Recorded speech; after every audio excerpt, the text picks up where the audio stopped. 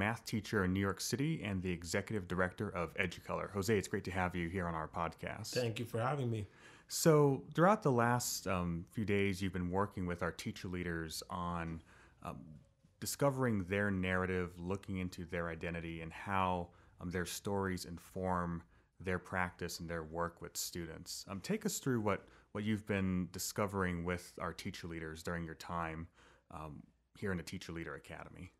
I've decided, as I as I've done recently, that um, we can't discuss equity without understanding our positionality. And when I say positionality, I mean where we stand on any number of things. People like to say that we need to have more common sense in schools, but as you're well aware, common sense is not common, nor have we actually had a really good discussion around what common sense actually looks like. So even common sense is not common from that angle either.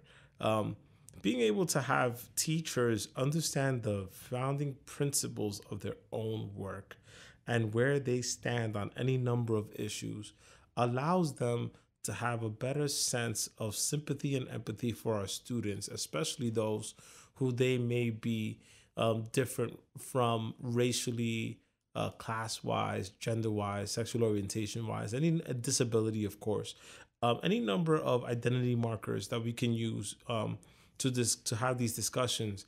They're either going to come out with a sense of being able to build a compass by which they navigate all their work, or they're going to be able to delve more deeply into the ether, the inability to like even have a real path, but knowing that when they have that path, they have any number of tools that they can use to be able to build themselves. And so I'm trying to get them through that piece, and I think it's working very well in terms of them being able to investigate their story deeper and then be able to build a community of folks who also feel similarly about these issues. And to your point there about that self introspection, right? Discovering one's own story and passion and how one's space and identity interacts with students and other colleagues. Tell us more about how educators can open up the space in themselves and also inspire their colleagues to do the same, to have that deeper sense of discovering who we are and why we do what we do. There are some people who say that um, when you have a school system, it's broken. But there are those of us who believe that it is working as intended. And if it works as intended, then everything that we see, including some of the muck and the I guess the lack of cohesion, is actually part of the practice, is to assure that inequities remain. And any sort of way that we can push towards making that inequity actually equitable is in many ways an activist act. The second element I kind of want to touch on too is that, like, when we look at the ways that people look at our profession, it could be from our society, it could be our administrators, it could be our own peers. Professionally, there are things that help or hinder the profession, but then we have to be able to orient ourselves around saying, what are the kids actually saying about us? And what do they say? What do they sound like? How are we moving ourselves so that we can be better informed about how our students learn? Um, we listen to them first, but we actively listen. In other words, like, we actually take full steps back, not to reply, but to actually go ahead and listen. We get their stories, and then we figure out how we're going to make change, either change ourselves or at least try to make it so that our best selves can be in front of them, no matter how human we actually are. And those are elements that are so complicated, but and we ought to delve in, because our students are, any number of things, but the one thing they are not is usually dishonest. They're usually very honest in one way, shape, or form about how we as adults are treating them. So we ought to take a good listen. Indeed. And what are some ways that you and your colleagues create the space to not just hear from students, but as you mentioned, like actively listen, take a step back, hear what students are saying, and then use that to improve your practice and also your relationship with the students you teach? There's any number of scholars who've done work around culturally responsive and sustaining education, and I think those of us who've decided to get into that have stood at an advantage of understanding that we can't really know kids without actually knowing where their positionalities, their cultures are, and how they respond to things. So when we build those relationships, right, we come in relationship first, content second, because how can you trust some? How can you actually learn from somebody you don't really trust? And also as a corollary, what are the lessons we're learning from folks we don't trust, right? Um, so when we build those relationships, and this goes across cultures, people always say, well, culturally responsive sustaining education is only for Black kids, it's only for brown kids. It's like, no, it's actually for every single body, because me as a proud Black man walking into an all-white school, if I don't build relationships with the white students in front of me, then I am at a disadvantage, right? Because I already don't have a sense of their understandings of the world and how I'm going to adjust my lessons to make sure that they're able to learn. That's a different orientation than we're often given about education, and how, even those of us who are older than, let's say, the last couple generations, right? Like, we have a different understanding of school than our students do, and, rightly so. The world is different. I think it starts with having a set of non-negotiables for yourself. So are you going to build those relationships? That could be one. Mm-hmm. You have a set of high expectations. What does high expectations actually look like for you? And then even, like, for example, if you're strict, for example, do the kids actually love you back when you're strict? Or is it that you're just being mean to be mean, right? Like, kids can generally tell the difference. And then 3, fully understanding that when we do this work, and this is legacy, this is time immemorial, right? Knowing that you plant that seed, you may not even see it come to fruition for another 10, 15, 20 years. Like, this is the work that is going to be done with our children. And we have to be able to believe in the work that we're doing. And if we believe in it, I think we can do a whole lot of really positive things for our kids. And very powerful there. When we believe in that work, there's so many positive things that we can do on behalf of students. And I also have been thinking about another point you mentioned earlier. I'm thinking about some scholars who work in systems design, and there's a saying that the system is not wrong, as you mentioned. The system is not messed up. Some would say the system is perfectly designed to lead to the outcomes that you get. So in the work you've done with our Teacher Leader Academy, you started with, in terms of building trust and relationships, you've established a rapport with our cohort, and you've worked with... I hope so. Certainly, based on the feedback I've heard. And you've also cultivated some space for the participants to work with others and share their own stories and interrogate their identities.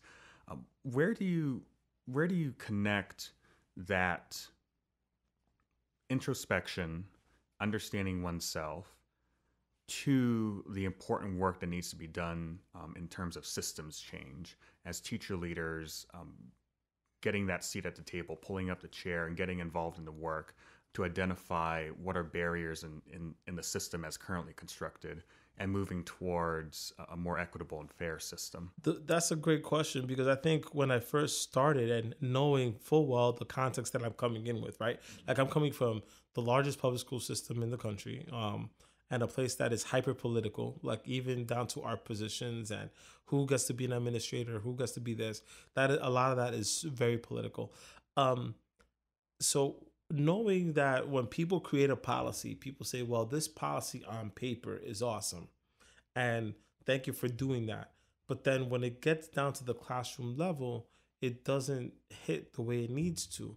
When you don't get that feedback loop, you are basically dehumanizing the process, because you believe that this word is way more powerful than the human beings that need to enact this on a daily basis, and the children who are going to have to receive that education. Too much of what we believe about schooling is just a bunch of different actions, but it's never about the actual learning that students are doing. So you can be very good at doing school. You could have gotten a horrible education.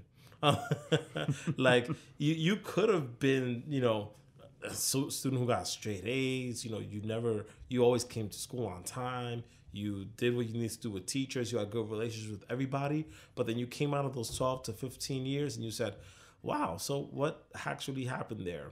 And that's a part of the system design is like people walk into classrooms and they don't think about like the human aspect, which is like what's actually going on in our students' brains, what's happening in our teachers' brains. Like how are those things that we want to put on paper actually being enacted? And wherever we can bridge that like disconnect and say, hey, like this policy actually needs to be responsive to human beings, then that's where we actually start like thinking more systems wise versus if we just say, well, it's a very pretty system and it looks good on paper and all these folks who've never taught like love what's happening in this paper, but they never actually ask the people who are enacting whatever that is, then that's where we become less and less human. So I would just say people really need to have really good feedback loops, but then also be able to pull any number, even just like a fifth of the folks, and like ask like, how's this going? What does this look like? Actually have the people who are designing the thing go into classrooms and vice versa. Have the people who are teaching the thing go help design the thing. That's such an important point there. Oftentimes in policymaking, there's this concern that when the policy gets enacted, when it's written, when it's passed, when it's signed, there's a disconnect between what's on that paper and then number one, how it looks to those in the field, to educators, to students, to families, how it might look, and folks are asking, well, what am I supposed to do? How does this affect me? How does this affect my students? And then second, when it gets pushed down from the state or the district down to schools and teachers, the implementation or lack thereof, or the resources to implement that policy or not having those resources, those come into play, and you cannot disconnect the two. They have to be held together. Right. And in terms of understanding who is affected by policy and how do we make it work in the best interests of students. I wanted to close by checking in with you on the work that you and your peers have been doing with Educolor in the last year since we met. Tell us more about, over the last year, what you and your team have been working on. What are some trends or topics that you've been following through that network?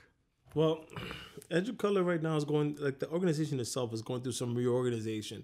Lately it's been interesting because back when we first started, there wasn't a lot of conversation around race. And it used to be like a niche thing to be able to do back in 2012, 2014. Now it feels like words like equity, and inclusion and any number of words like that are kind of in the mainstream. So some of our trajectory as Educolor has been different. There are folks who are doing real powerful work all over the country, and I've been very blessed to kind of see that.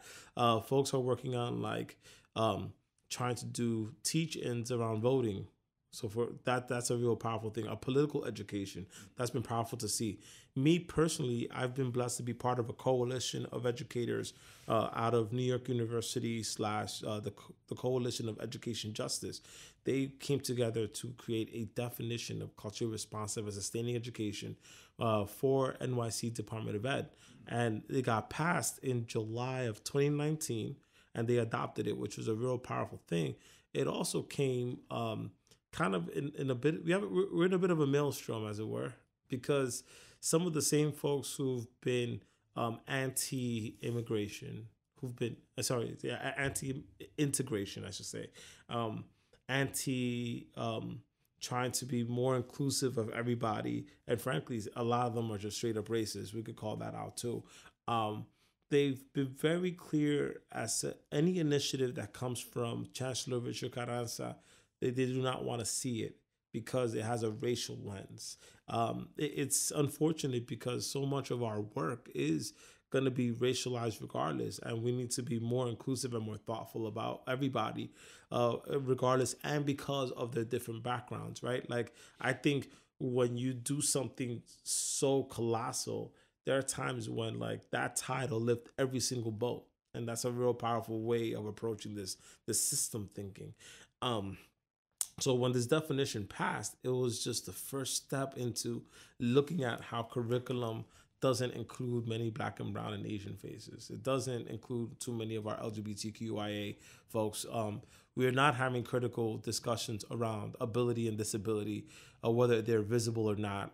Whether even our buildings, our architecture is actually thoughtful about how students learn, where students are learning, and class sizes too. So like this all trickles in wherever it goes. Like it has effects everywhere. So when we have conversations around identity, we're explicitly saying like, yes, we're talking from within the person, because there are no there are no positions that are filled right now that aren't human beings in those spaces.